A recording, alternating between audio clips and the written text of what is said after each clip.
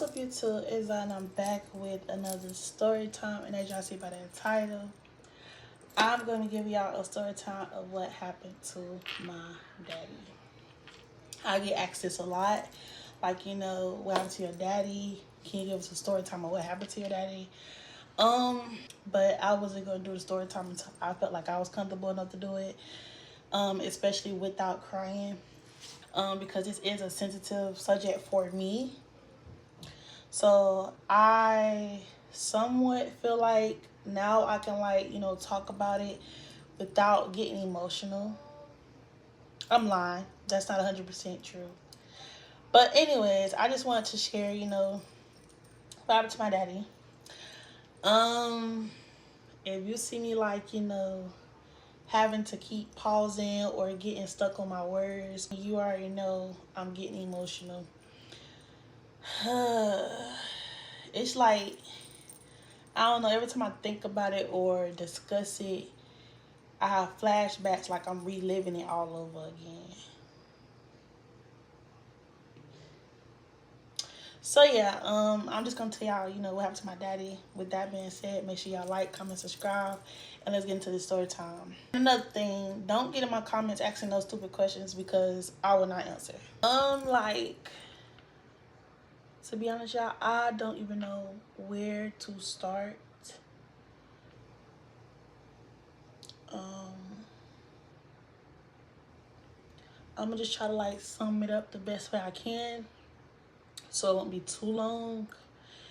And yeah, and before I start, y'all, that's the reason why I hate my birthday month, November, which is next month. My goodness. Because my daddy was murdered, in November, which is the same month as me and my brother. Then we had to bury my daddy on my brother's birthday. So it's just, that's why I don't be looking forward to November at all. Anyways, let's get into the story. So I'm going to start at the very beginning, which is when I last seen him. So in this month of November, it was like 2 to 3 days prior to the day he got murdered. I was just getting home from school, and my daddy called me and was like, are you home? I'm like, yes. He's like, okay, I'm gonna come around there. We're gonna do a daddy and daughter day. So I'm like, okay, I'm home. Which, that wasn't out of the ordinary, because if you knew my daddy, he was crazy about his kids. He didn't play about us. He gave us the world. That's one thing I can say about my daddy. He gave us everything we wanted, needed. We didn't need or want for anything. So it's just we didn't think nothing of it when he just called and said he wanted to get me. So he pulls up, and like I said, this was the last time I seen my daddy, see him alive. This was the last time I seen him alive. I still remember what he had on from head to toe. He pulled up and he had on his gray Dickie outfit. Now, y'all, my daddy loved Dickie. He loved Dickie outfits. So he had multiple Dickie outfits in all colors. So he pulled up and he had on this gray Dickie outfit. And prior to him coming that day, my mama and him had a childhood friend that had literally got killed days before that. So when he pulled up in a gray Dickie outfit, it had their childhood friend over the Dickie outfit. So he pulled up, and I ran up to him and gave him a hug, and he was like, let's go have fun. The first place we stopped at was Foot Locker. We love some sneakers. So I'm in there looking, and then it was like 2 pair of shoes that I was stuck between, and he was like, we're gonna get both of them. So I'm like, okay. Then we headed to Hibbett's. We got more shoes. And then after Hibbett's, we went to go get something to eat. I think we had Burger King. It was either McDonald's or Burger King. Then we headed to my daddy's house. Now, remind y'all, my daddy had just bought this house. This was my first time ever being here. He pulls up to my daddy's house. And I remember we could not go through the front door. I think he said because the front door had a screen door on it, and he didn't have the key to it, something like that. He could open it from the inside, but if it's locked, he couldn't unlock it from the outside, something like that. I don't really remember, but I remember we could not go through the front door because it had a screen door that was locked. Why he didn't have the key to the screen door, I don't know. So I mean, we went to the side of the house, which I believe was like the back door. So when we go in, my daddy brother was there and stuff like that. So when I go in, like to my right was this big old room, and then when you go up these stairs, you was into the kitchen, and then when you go straight was the living room, and then it was rooms on the side. I shut in my room, and he like, when I come get you this weekend, we gonna go shopping and decorate your room how you want it. I'm like, okay, cool. So we started looking at the shoes that we got, and we were showing my daddy brother, and then I was eating my food, and then we stayed there for a good 20, maybe 30 at the most, 30 minutes, and we ended up leaving. And when we left, we went to go wash my daddy's car. That was the last time I see him. If I could find a picture of us washing his car, then I'll put it in the video. So we went to go wash his car, which I had no problem with it. Anytime I spent with my daddy, I never had an issue. So he went to go wash my daddy's car, and I remember he had this black Lincoln, and we watching the car. Like, it felt like a movie in a sort of type of way, because that's the only stuff that you'll see in a movie, like when they run around throwing water and chasing each other with a water hose. That's what we was doing. So we watching my daddy's car, and I noticed that, like, as we washing his car, my daddy kept staring at me. He just kept staring at me with this big smile on his face. Like, he just kept, like, smiling at me. Catch him looking at me, he just be like, baby girl, I love you so much. Like, your daddy love you so much. And I was like, I love you too. But now that I got older, I feel like, he probably knew that, his time was coming. And that's why, he did what he did. He made sure I had that last, one-on-one with him to let me know, like, your daddy love you. I wish I would have known that when I was younger, because I would have helped my daddy a little longer. So, yeah, he just kept looking at me smiling. So, out of nowhere, he just started throwing suds at me. So, I'm like, what are you doing? And he like, come on, water fight. So, we just started throwing water and suds at each other.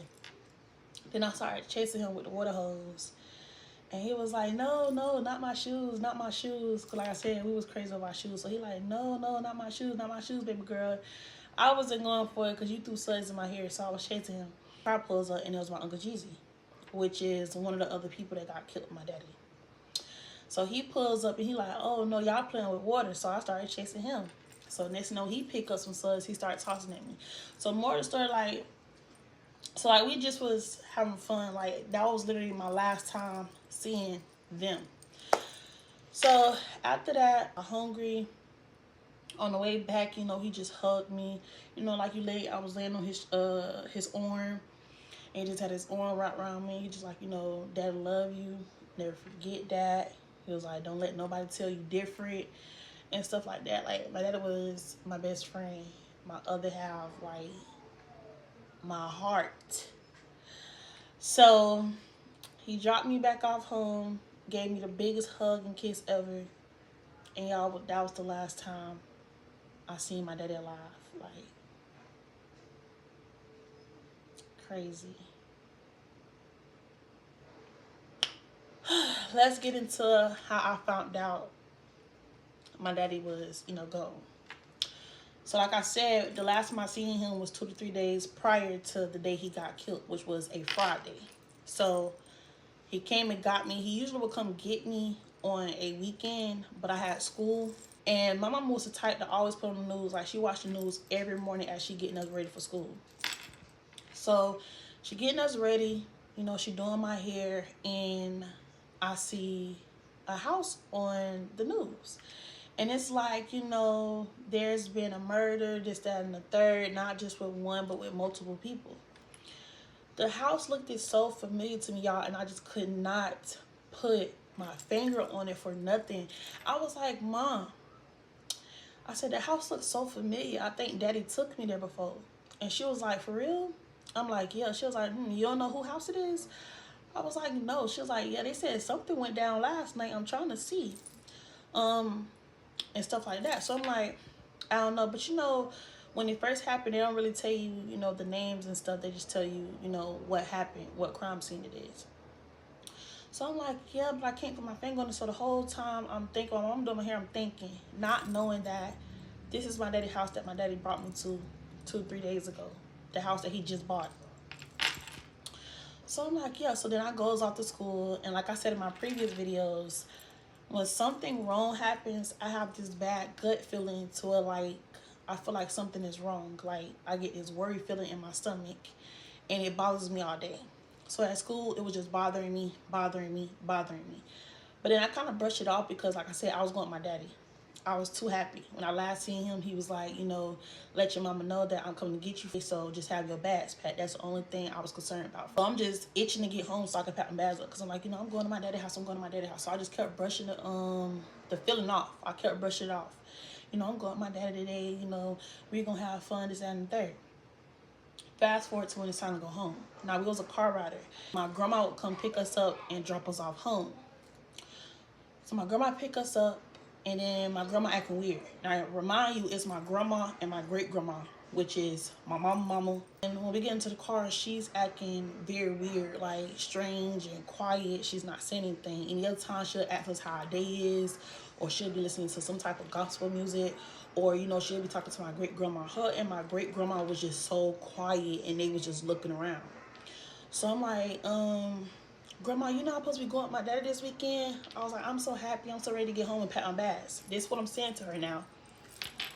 After I say that, she looks over at my great-grandma and give her this look, and then she looks back and start driving. She said nothing.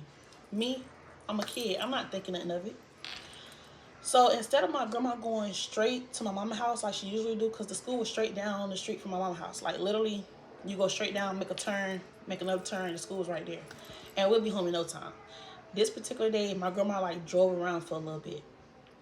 So she drove past this ATM or whatever, and this black car had rode past us that looked exactly like my daddy's car. So I'm like, oh, Grandma, that might be my daddy. He got to be heading to my mama's house. He gonna beat us there.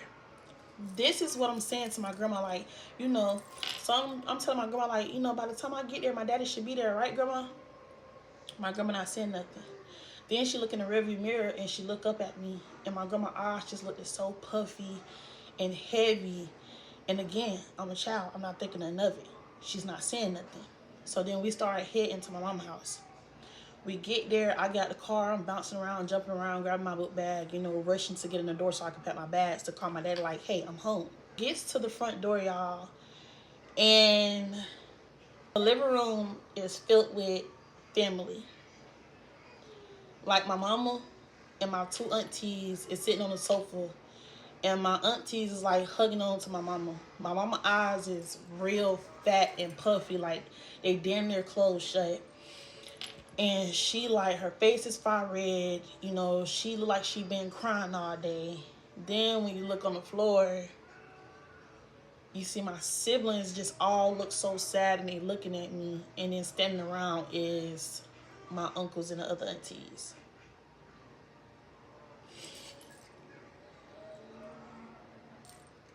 I'm back. I was trying not to get emotional. But like I was saying, I walked in and, you know, everybody just looking so sad and hurt. So when I walk in, I ask my mom, I'm like, you know, Mom, what's wrong with you? She don't say nothing. She start crying again. Ask her the second time, Mom, what's wrong with you? And I quote, she say, you remember that house that you seen on the news this morning? I'm like, yes. She like, that was your daddy. She's not explaining to me what. She just say that's your daddy. And she breaks down and start crying. And I'm like, my daddy, like what? She say, Zah, they killed your daddy. When she said that, like, oh, goodness. When she said that, I remember me saying, like, what? You playing with me? I was like, are you playing?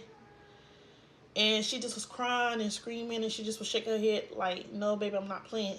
And I know I dropped to the floor. And I was like, not my daddy. Can't be my daddy. Can't be. And I remember I just started screaming. I was screaming. And like everybody eyes is on me, but nobody is saying nothing. Like it was just so quiet. I just started screaming. Then everything just got quiet. Like, I'm screaming, but I don't hear nothing. But I'm looking around and everybody's eyes is on me. And I'm just screaming. And I'm like, no, no, can't be my daddy. You know, not my daddy. So my great grandma come pick me up. And she like, baby, I need you to start screaming. You know, you got to calm down for me. And I'm like, no, no, y'all playing. I don't know how to describe the feeling. You have to, you know, go through that in order to know the feeling that I'm talking about. Like, my heart just felt so heavy, like it was sinking through my body, and I couldn't breathe, and I wanted to panic at the same time. I just wanted to scream, and like all noise don't went mute, like you don't see nothing. And then like the news you was just told that you never wanted to hear is slowly replaying over and over again, just in a slower pace. And I was losing it. Like, it was nothing I could do. And I'm like, no, because my daddy told me that he was on the way to me. One thing my daddy always told me was, I would never leave you. I would never leave you. You don't never have to worry about me leaving you. That's something my daddy always drilled in my head. And I'm like, you know, it can't be my daddy. So at that point, I didn't want to be around anybody. I wanted to go to my room. So I just went in my room and closed my door. And all I could do was scream because I was in disbelief. Like, I'm like, no, they have the wrong person. Like, yeah, y'all have false information. So I just go in the room, and like I said, I couldn't do nothing but scream because I want somebody to come in and be like, you know, we playing. But then again, who would play like that? Like, I don't think nobody would play like that. And then, or I want them to come in there and say, you know, false information, your daddy's okay.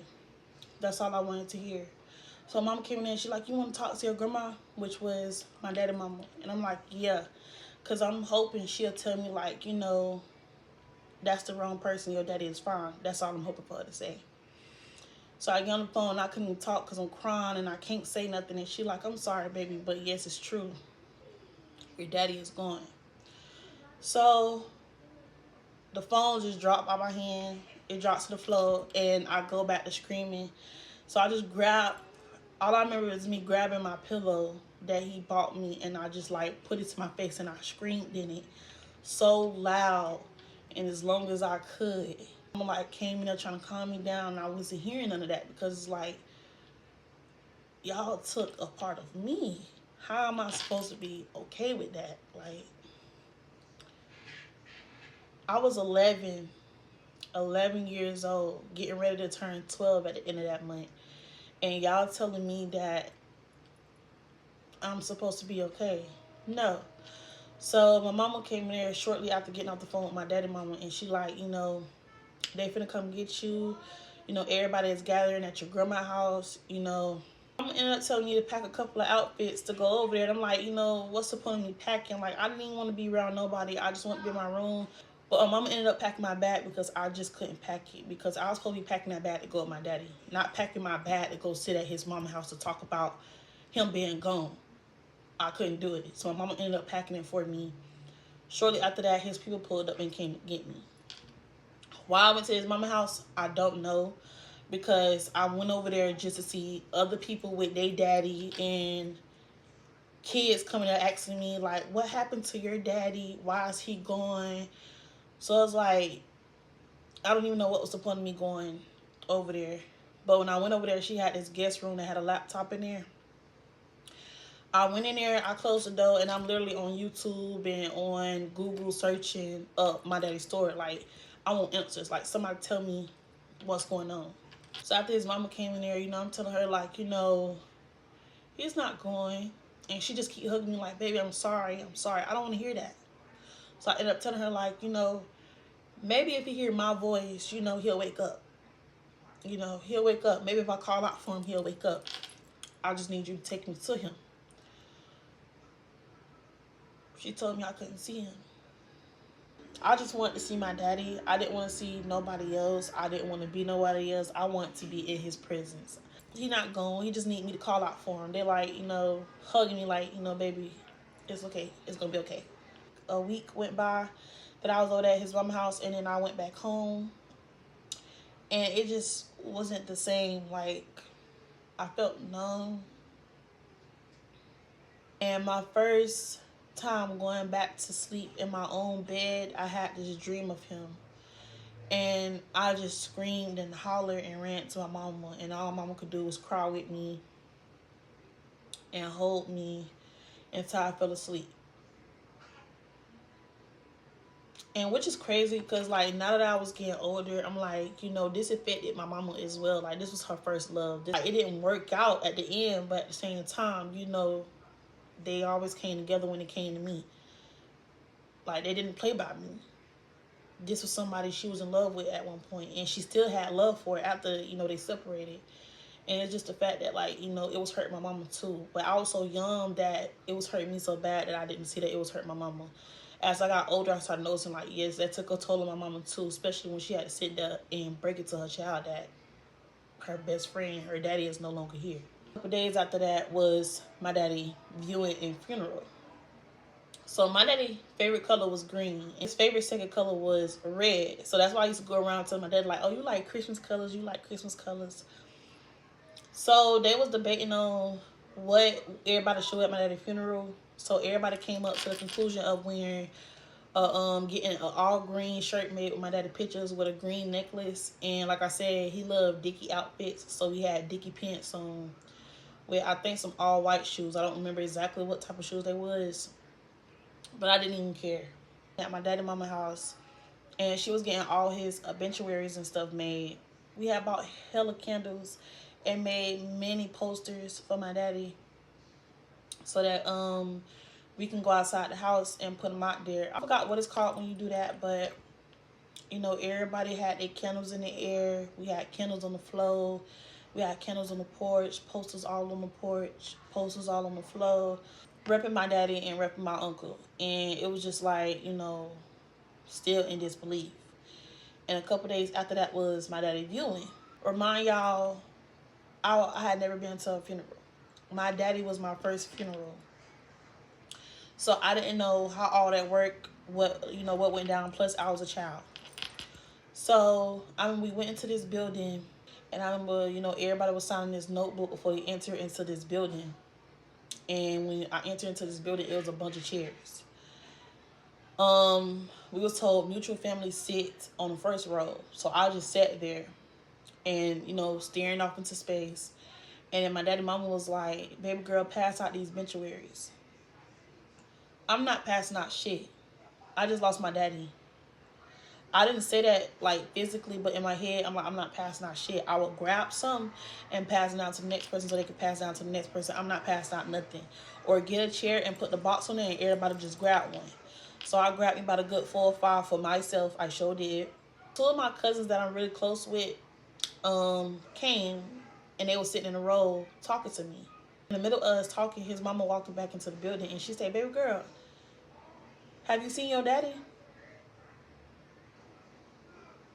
Now, y'all, I thought she was being funny. I don't know. I thought she was being funny. I didn't say nothing. I just stood up and I stared at her, and I didn't say nothing. And she was like, you didn't see your daddy? And she pointed behind me. I didn't realize my daddy was in the casket behind me. That was the viewing. So she kept pointing. She was like, baby girl, turn around. So I slowly turned around, because like I said, I don't know what to expect. I slowly turn around, and it's, you know, I see the corner of a casket. Then I see shoes. Then I see pins. And as I look, I see my daddy's face. I see his face, eyes closed, like he's sleeping. But at the same time, look like he cold and hard as a rock. I turned all the way around. I just, you know, stood while I was standing. And, like, I just froze. I just froze. And his mama came up behind me with her arms wrapped around me. And, like, she was, like, pushing me up to walk towards him. And I was so scared to touch him. So scared to touch him, because he just looked it so cold. I remember touching his hand. I was touching his hand like this. And it was just so hard and cold. So I remember I grabbed his hand like this, thinking, like, you know, he can wake up. He didn't move. He didn't move. got him going to his face. And he just looked it so peacefully, like he was just asleep. And I like touched his cheek and I rubbed it, and it was just so cold. Still think, even after seeing all that, I would have accepted the fact that my daddy gone. I'm like, no, he's not gone. He's not gone. And I just stood right there at that casket and just was staring at him. Staring at him. I didn't move until she came and was like, baby girl, it's time to go. I did not want to go. I was crying because they were trying to get me to leave my daddy there. And they like, baby girl, we gotta go. We'll see him again tomorrow for the funeral. How do you feel comfortable telling me something like that? Like, I know you might be hurting too, but we'll see him tomorrow at the funeral. Like, oh, we'll see him tomorrow at the funeral. You know, he's not going nowhere. I don't know. I cried my eyes out because I did not want to leave him right there. So then we're going to go to the next day. I forgot why, but I didn't want to be at his mama's house. So I went to my great-grandma Diane's house, and that's where they had all the limbos come and pick us up. So I went over there and I spent the night, and then that morning we all got up early and started getting ready for the funeral. And I tell y'all, I was moving as slow as I could because I know that day was going to be the last day I physically see my dead body. Last time I would get to touch his hand or touch his cheeks or, you know, be up that close to him again. So I wasn't ready. So we ended up getting ready. We got into the limbo. Everybody's smiling and laughing. It's just me driven to the side. Not saying that, you know, everybody had to be sad, but I'm saying this is just how I was. Like, everybody was over there, you know, chopping it up, talking. And I'm just, you know, stuck. Because what am I supposed to say? What am I supposed to do now? Like, my daddy is going. Like, so we pulls up to the building. And I tell y'all, it was so many people. Like, the church was full with so many people. But somehow we managed to get everybody in there and close the door. When I tell y'all, my daddy was loved by so many, it didn't make no sense. He was loved by so many. The church was packed. But before we went in, we had to walk with somebody, like side by side with somebody. And I'm in my daddy's other brother, the one I was closest to the most. And he grabbed my arm and he started walking with me. And when we got to, y'all already know how I get when they play that sad music. Like, I was trying to hold it in. They started playing that sad music and was like, oh, baby. And I got to the casket and I just, you know, let it out. Started screaming again. And the pastor was just talking and talking. And as he talking, I'm just staring at my dad like, wow. This is really the last time I get to see you.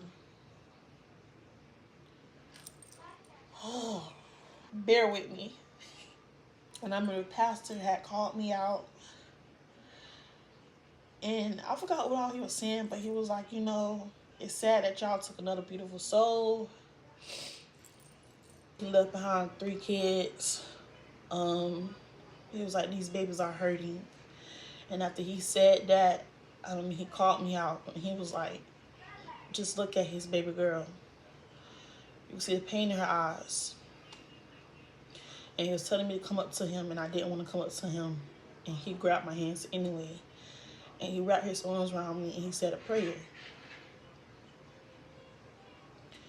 I bust out crying again. Even though I was young and don't understand everything that pastor was talking about, I just kept thinking to myself, like, this is the last time you're going to see your daddy. And at the time, my little brothers, they were so young. I was the oldest. So at the time, they were just so young. I think one of my brothers understood, but not the youngest. But like I said, we had my daddy's funeral on his birthday. Why? I don't know. I don't know. But I remember my brothers was talking and was like, yeah, that's my daddy laying right there asleep. He laying right there asleep, and the whole time, you know, I just let my head fall into my lap and was just crying because I'm like, they don't understand. Like, this our daddy, he gone. You know, everybody was trying to, you know, speak at the funeral. Many had to walk by and view my daddy. It was just too much to take in. So the funeral was over and they closed the casket on my daddy to put him in the back of the car. I'll never forget my youngest brother, Monty. He was yelling and screaming. He was like, open it back up. My daddy can't breathe. My daddy's sleeping. Open it back up. He can't breathe. I cried even more because I'm like, he don't understand. Then we had headed to the gravesite, and you know, they had mutual family sit in the front row. My daddy was laying in front of us, but you know, the casket was closed still. And then we took these flowers and we like placed them on top of my daddy. I wanted to stay to see the whole process, like, you know, putting my daddy in the ground and like, you know, putting the dirt on top of him. I wanted to stay for that whole part. I did not want to leave him, not one bit. Not one bit did I want to leave him. But for some reason they was telling me that we couldn't stay for that part. So we literally put the flowers on top of my daddy. The pastor said another prayer. You know, some people spoke out and said what they had to say. And then basically it was like, you know, everybody go home. We got back into the limos and we drove away. And I just was staring at the casket the whole time until I couldn't see it no more. And, you know, that's how I found out my daddy was murdered. I know a lot of y'all probably like, you know, what exactly happened to your daddy. But to be honest, we would never know the real story. Only those that was there would know, and they're not here to tell it. As far as I know, I was told that it was a setup. I don't know how true that is. My daddy was killed with 3 other individuals, which was my daddy, my Uncle Jeezy, which my Uncle Jeezy wasn't really, you know, his brother by blood, but, you know, they was together since they was kids. So whole time I thought this was my daddy's real brother, and as I got older, I found out that, you know, they wasn't brother by blood. But I still look at him as my uncle. And then they was killed with these other 2 individuals that I'm not going to speak on because I have nothing, you know, to say. Yeah, I was told that it was a setup. Again, I don't know how true that is. I have been told 6 different stories. And it is irritating for me because I'm his child. I feel like the least, you know, whoever was involved or whoever knows something, the least y'all can do is tell me the truth of what happened to my daddy so I can get that closure. But that's something that I will never get. I was told that even though my daddy had just bought the house, that he was going to move up there to Georgia. I don't know how true that is. But before he moved, he was having a little get together at his house. And while he was there with my uncle, he invited these other 2 individuals. And while they was there, I was told about 4 or 5 other individuals ran into the home and basically held them at gunpoint. I don't know if they stole anything or they just wanted them dead. But like I said, I don't know the full story. It's been years later. I feel like I'll never know the full story. I don't know if they wanted money or jury. I don't know because I didn't hear them mention anything about anything being stolen or taken. So I don't know. I guess they just wanted them going and they just came in and did what they did. But I was told by detectives that my daddy didn't leave without a fight. Meaning, you know, he didn't just lay there and get his life taken away. He tried to fight to get back to us. But you know, he didn't make it. I hate being emotional, but yeah, I was told, he basically was trying to fight his way up out of there. But I guess it didn't go his way, so I don't know how true some of the stuff that I was told is, because my dad's not here to tell the story. And I don't trust nobody else. Like, go without a fight, and the next you know, neighbors said they heard multiple gunshots. And they ran out, got in the getaway car, and they just left. They catch any of the people. They said one person for sure was already in jail for another charge. And something about he can't be charged now because now he is mentally not there. Like, he's not mentally stable. Which, I don't understand that, but I don't know. However that works, I don't know. There was another man that got caught on another charge, and I guess they only gave him 25, which I feel like that's not enough. You're still living. You're still in jail. You get to talk to your people. I'm pretty sure if you have kids, you're still talking to your kids. You're making calls at home. You're writing letters. Your kids get to hear your voice. Your people get to hear your voice. I don't even know what my daddy sound like anymore. And if it wasn't for these pictures that I got, I wouldn't even know how my daddy look anymore. 25 wasn't enough for me. I'm not saying death penalty, but he should not be able to walk outside of prison or see daylight again.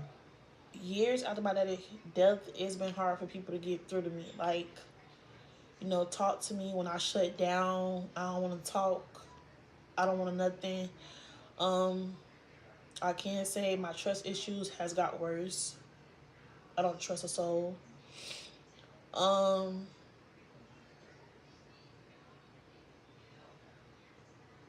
lot has changed with me. A lot. And even though people like, it gets better over years, honestly, it gets worse. Because every time I think about it or I go see my daddy, like, my heart get heavier every time. And I just become just such of an angry person. I don't want to be angry no more. I want to let all anger go, but I don't know how. About me being grown, I don't know how to deal with that. Everybody not perfect. My daddy had some flaws, but he didn't deserve to be killed. So now that I got kids, it just make me be on edge with everything, and I'm always praying because you just never know. So I'm glad their dad is not the type to, hang with all these people and out there in the hood life. You never know, because good people always get put in situations that they don't deserve to be in. So that's why, for my girl's sake and for my sake, I pray that God continue to keep him covered and watch over my girl's daddy, because as bad as it would break them, it will break me as well. So, yeah, I really don't have much to say. I'm trying to think to see, did I leave anything out?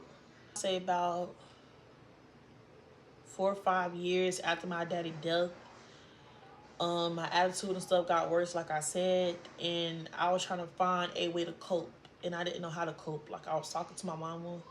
My mama was trying to help me.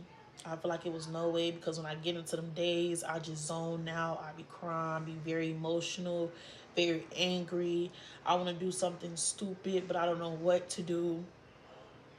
So I had reached out to the detective that was on my daddy's case.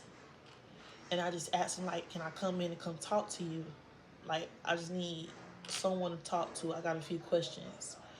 And he told me yes. So the next day I had went up there, and then, I had to go through the scanner or whatever, and then he took me to the back. It was like an investigation room. And, he, sat me down. He introduced me to who he was, told me, you know, that he was on my daddy case. He was the one that was investigating it. And then I told him who I was and why I was there. Because he asked me, like, you know, what you need from me. I'm willing to help if I can. And I just told him, like, you know, I need closure. Like, I'm living day by day with a heavier heart. I don't know what to do. And, like, before that, I was such of a... Before my dad got killed, I was such a sweet girl. I was very quiet, very goofy, very sweet, never angry.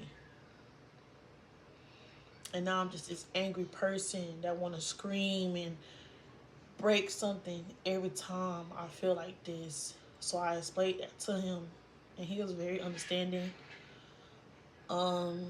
But he was asking me, like, specifically, what do you need from me? What some questions for me? And I'm like, yes. So I asked him my questions, like, you know, when you got there, how was it? And that man told me the craziest crime scene I've ever been at. I started tearing up then. Then another question I asked him, that's how I knew that my dad didn't go without a fight. I said, do you feel like, you know, did my dad try to fight his way out? You know,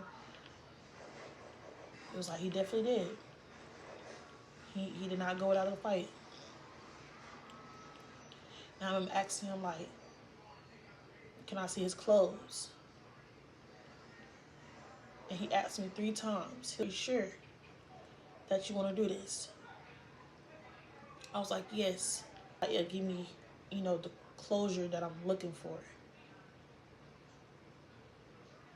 And then he got closer and was like, I'm gonna ask you this one more time.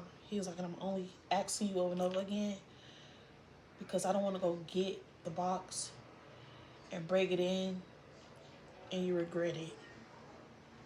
So he was like, I'm gonna let you sit there and think about it. And then you just tell me how you feeling after you thought about it. I'm telling him, like, you know, like, yeah, I'm not ready to see the clothes. I'm not ready. I'll wait. And he was like, that's fine with me. Anything you need, I'm here. You got my phone number. He was like, whenever you feel like you are ready, he was like, and just don't do it off of emotions because you're angry, you're sad, you just want to see something. He was like, literally, calm down and think about it. Do you really want to see them clothes?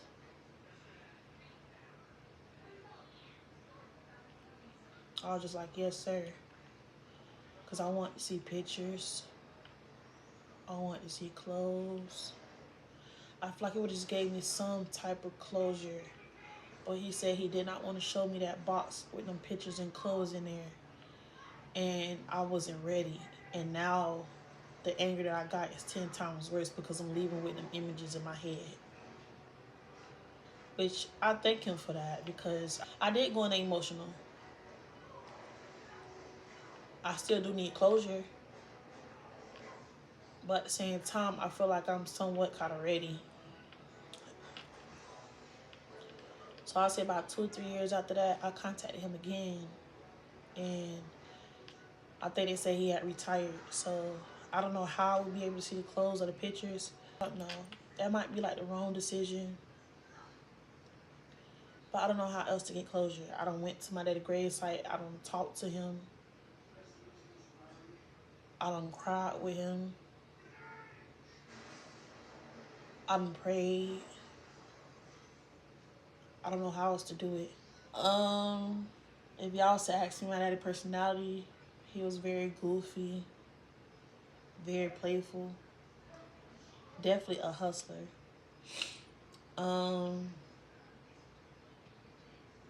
He had the best personality. I'm talking, so when my daddy smiled, he had these pretty white teeth that just lit up. So that's why if you see my hair page, it's a in honor of my daddy. That's who it's for. That's who I'm repping my business behind because that's who I was supposed to do it with. So I miss that man so much. Like, and I'm sorry if I keep looking off and dozing off y'all, but if you lost a parent or lost anybody, you would know how I feel. And it's like 1 minute, I feel like it'll get easy because some days I could think of him without crying. Some days I could just talk to him without crying. But then the next day, I'm back at square one, screaming and crying. When I go to his grave, it's like I'm back to breaking down. So it don't get easier. I don't know who line said that. And we is going through something. We don't want to hear that it's going to get easier. We don't want to hear that it's going to be okay. We don't want to hear we're sorry. We're going to be left alone. That's all. But yeah, y'all, that was the end of this video. Y'all can see my daddy right here. Like, you probably can't really see this picture because there was a flash on. But if you see his teeth, they're so bright. Oh, you can see him up here too. I forgot about this picture. This is one of my favorite pictures. Like, he's smiling, his teeth just lit up. And then this right here, this was when he took a picture in the house that he had just bought. So this is one of the, recent pictures before he died. And this was him in his car. And this was him, like, I think on his birthday at the club or something. I'm not sure, but y'all see my daddy. But y'all, with that being said, make sure y'all like, comment, subscribe, send this to a friend or a family member, and stay tuned for my next video. They call me the hustler. Hustler man. That's how I go down.